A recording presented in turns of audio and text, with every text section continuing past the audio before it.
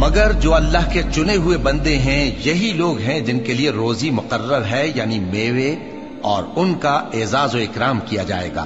نعمت کے باغوں میں ایک دوسرے کے سامنے تختوں پر بیٹھے ہوں گے، شراب لطیف کے جام کا ان میں دور چل رہا ہوگا جو رنگ کی سفید اور پینے والوں کے لیے سراسر لذت ہوگی، نہ اس سے درد سر ہو اور نہ وہ اس سے بہکیں۔ اور ان کے پاس حوریں ہوں گی جو نگاہیں نیچی رکھتی ہوں گی اور آنکھیں بڑی بڑی، گویا وہ گرد و غبار سے محفوظ انڈے ہوں۔ پھر وہ ایک دوسرے کی طرف رخ کر کے سوال و جواب کریں گے۔ ایک کہنے والا ان میں سے کہے گا کہ میرا ایک ساتھی تھا جو کہتا تھا کہ بھلا تم بھی ایسی باتوں کی تصدیق کرنے والوں میں ہو؟ بھلا جب ہم مر گئے اور مٹی اور ہڈیاں ہو گئے تو کیا ہم کو بدلہ ملے گا؟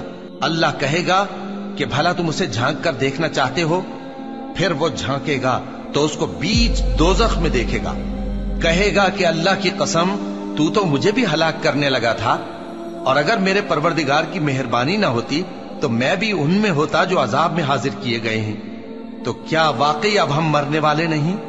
ہاں، جو پہلی بار مرنا تھا سو مر چکے، اور ہمیں عذاب بھی نہیں ہونے کا۔ بے شک یہی تو بڑی کامیابی ہے۔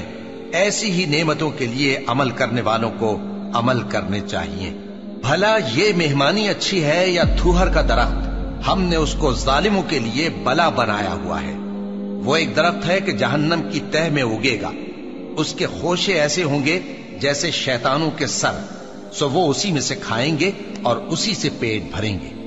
پھر اس کھانے کے ساتھ ان کو کھولتا ہوا پانی ملا کر دیا جائے گا، پھر ان کو دوزخ کی طرف لوٹایا جائے گا۔